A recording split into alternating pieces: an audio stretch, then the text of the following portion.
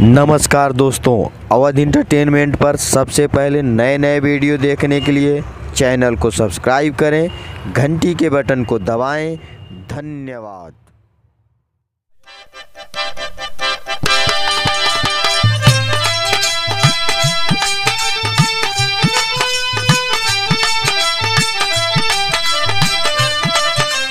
नमस्कार दोस्तों, यह गीत अवध इंटरटेनमेंट के माध्यम से जा रही है और इसे सुनें, सब्सक्राइब करें, लाइक करें और शेयर करें। धन्यवाद।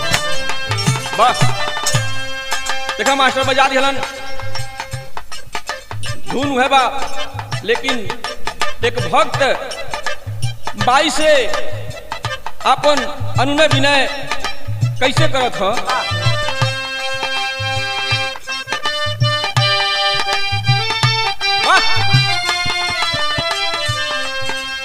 कि असवा लगाई माई प्रतिमा बसाई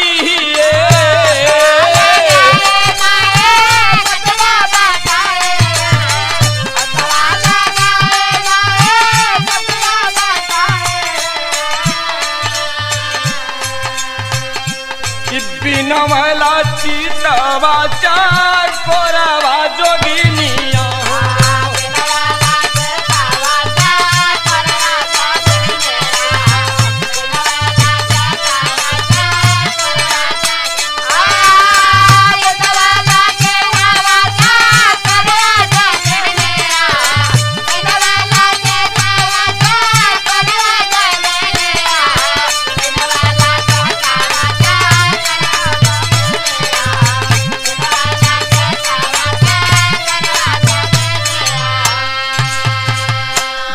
कहले बा माई आपके पूजा करे के लिए हमारे पास कोनो साधन नहीं है माई। और अपन साधन का बतौले कि अर्चना की आरती ले स्नेह के सुमानावा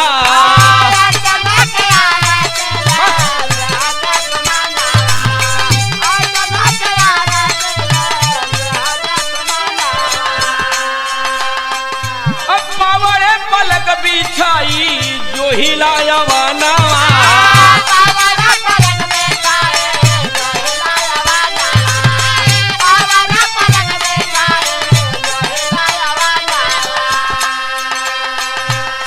कि पदरज से पावन होई और पदरज से पावन होई कबल दुअरवा हमरो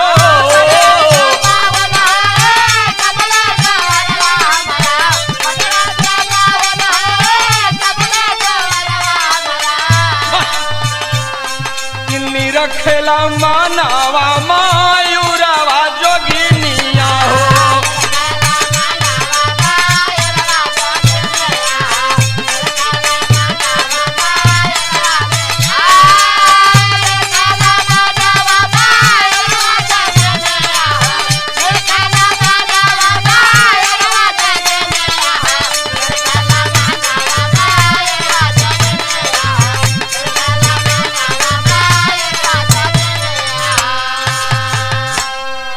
भक्त माई के महानता बतौले बा कि माई का कहले बा कि हंस के सवारी सोहे श्वेत बसनावा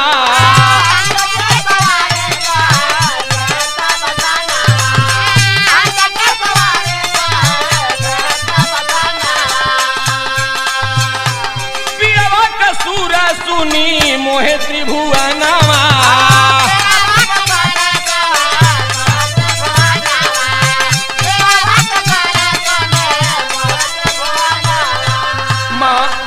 देखले ना है लेकिन सुनले जरूर है माँ। का बतौले बा कि सुनली बीड़ा में तुहरे अबिरल सुधारस बरसे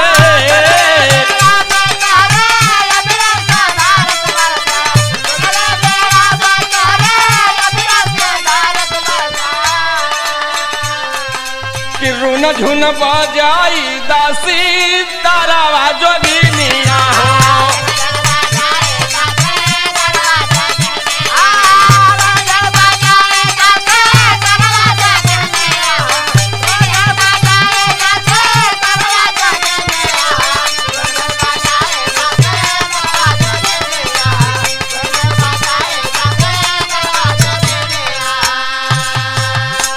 भक्त बतौले बा कि माई आपके रूप का वर्णन मैं कैसे करूं, अनेकों रूप है माँ।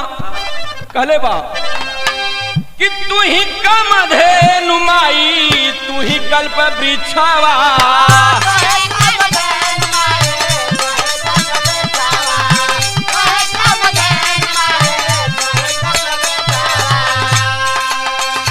सरगम सजादा देगे रागिनी का भिक्षावा।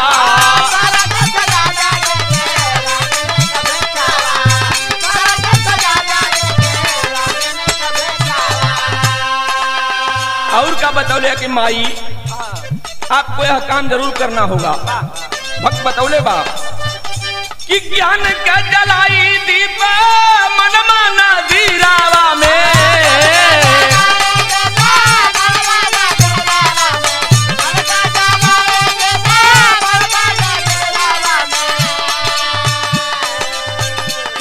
देबू बीमाल बिचरवा जोगिनिया हो।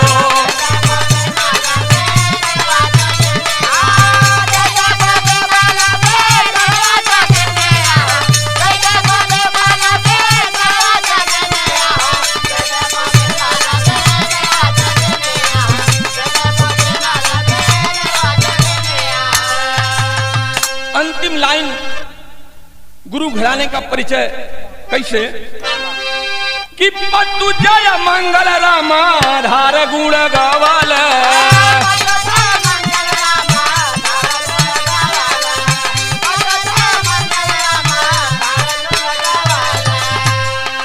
पति राम रामा वध नहीं लगवाल,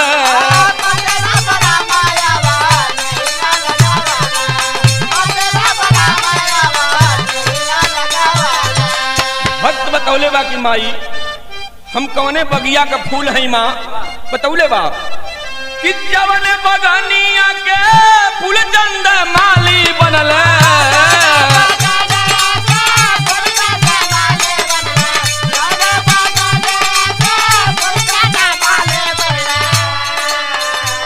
सीताराम सजाव गुलहा जरावा जोगिनिया हो।